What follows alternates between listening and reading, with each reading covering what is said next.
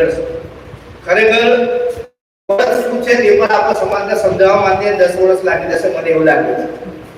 કેમ કે ભારત દેશની અંદર જે દેશભક્તિના ગીત અને દેશભક્તિની જે આઈડિયોલોજી મૂકવામાં આવી છે કે તમે આરએસએસ ને ફોલો અપ કરતા હોય કે બીજેપી ને ફોલો અપ કરતા હોય તો તમે દેશભક્ત છો, બાકી દેશભક્ત નથી. આગળ હું કોઈ વાત કરતા પહેલા ને આમંત્રિત આપણા જે મહેમાનો છે એમનાથી બે વાતો સમજતા પહેલા આપણા ધર્મેશભાઈ વસાવા સાહેબ છે જે સારા એવા સક્રિય છે, એમને હું ખાસ અપીલ કરીશ કે આપણા ઉપસ્થિત લોકો સમક્ષ અને ખાસ કરીને વિડીયોથી મુસ્લિમ સમાજ સુધી મેસેજ પહોંચાડવાની કોશિશ કરે કે આ દેશની અંદર ફક્ત મુસ્લિમ જ હેરાન પરેશાન નથી થતો. આદિવાસીઓના જે પ્રશ્નો છે, જંગલ જમીન છીનવાઈ ગયેલા છે, તો એ જમીન જંગલના પ્રશ્નોને ઉઠાવવા માટે મુસ્લિમો એમની સાથે ઉભા રહે.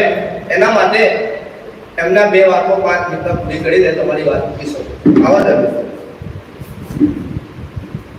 અહીંયા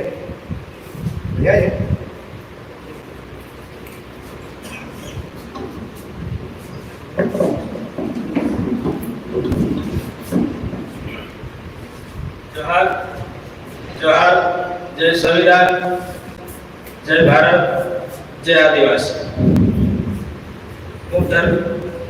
હું ધર્મેશ વસાવા, રાષ્ટ્રીય આદિવાસી એકતા પરિષદ 22 લોકસભા પ્રત્યાશી. આજ રોજ જે આપણે ભરૂચ જિલ્લા ખાતે રાષ્ટ્રીય સંવિધાન દિવસ આજે અહીંયા બંધારણ બચાવો અને સમાજને બચાવો એના સંદર્ભે આપણે અહીંયા એકત્રિત થયા છીએ. મારા ઓબીસી સમાજના લોકો અને માઇનોરિટી સમાજના લોકો, એસસી સમાજના લોકો અને એસટી સમાજના લોકો. હવે આપણા કાંદાઈ જે કાકા બોલી ગયા એમની વાત બિલકુલ સાચી છે કે બંધારણ જો અમલમાં હોય તો આપણે આટલી મોટી નોબત ના આવે, પણ બંધારણ અમલમાં કરાવવું હોય તો આપણે માનો કે એક શનિવાર આવે છે અને ગુરુવાર આવે છે, એવા દિવસે આપણા લોકો પગપાળા જતા રહે છે, કોઈ ગુરુવારે શેઠીવાળા સાહેબ બાબા પાસે જતા રહે છે. અને એવું કરવા કરતા આપણે રવિવારના દિવસે આપણા એસટી સમાજના, એસસી સમાજના, ઓબીસી સમાજના લોકો અહીંયા બધા ઘરે મળે તો એટલે આપણે એક બે લીટીનું બંધારણના વિશે 1 કલાક 2 કલાક ગામે ગામ આપણે મોમેન્ટ ચલાવીએ તો આ જે વિદેશી લોકો જે આવીને રાજ કરવા માંગે છે એ લોકો જ્યાંથી આવેલા ત્યાંથી પરત એ લોકો સિંધુનગરથી ચાલતું ના શકવું પડે એવી હાલત નંબર થઈ જાય. પણ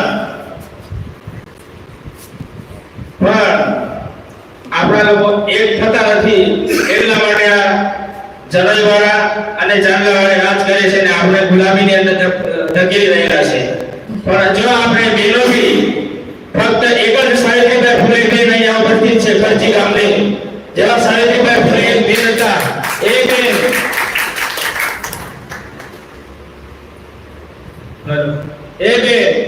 હેલો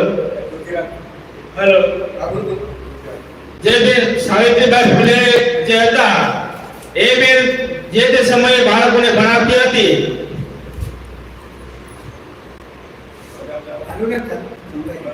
હેલો, હા,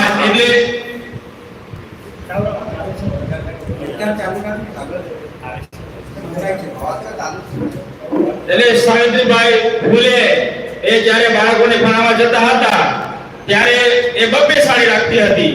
એટલા માટે બબ્બે સાડી રાખતી હતી કેમ કે મનોવાદીઓ હતા એ લોકો એના પર કાદવ કીચડ ફેંકતા હતા. એટલે સાવિત્રીબાઈ ફૂલેને ખબર હતી કે આ સાલ આવો હું મારા સમાજને જાગૃત કરવા જઈ રહી છું, મારા બાળકોને. પણ મને આવી રીતે કરશે એટલે એમને ભણતર કરાવવાનું છોડી મૂકીશ. એટલા માટે એ બેન 32 સાડી રાખતા હતા. એક સાડી કાદો ખીચવાળી સાડી ત્યારે બદલી કાઢતા હતા અને બીજી સાડી પહેરી પછી બાળકોને ભણાવતા હતા. એટલે આવી આપણા બધા યુવાનોને મારે કહેવું છે કે આપણા ઘરે ઘરે જઈને આપણી બેન ને આપણા ઘરમાંથી જે કોઈ શિક્ષિત હોય એમને તમે આવી રીતે જાગૃત કરો અને ગામે ગામ આ પ્રચાર પ્રસાર કરીએ તો આપણો સમાજ જલ્દી ઉજાગર થશે. બાકી આ નેતા જે ફરવા દળ નેતા છે એમના તમે આશા મૂકી દેજો. જય સંવિધાન, જય આદિવાસી.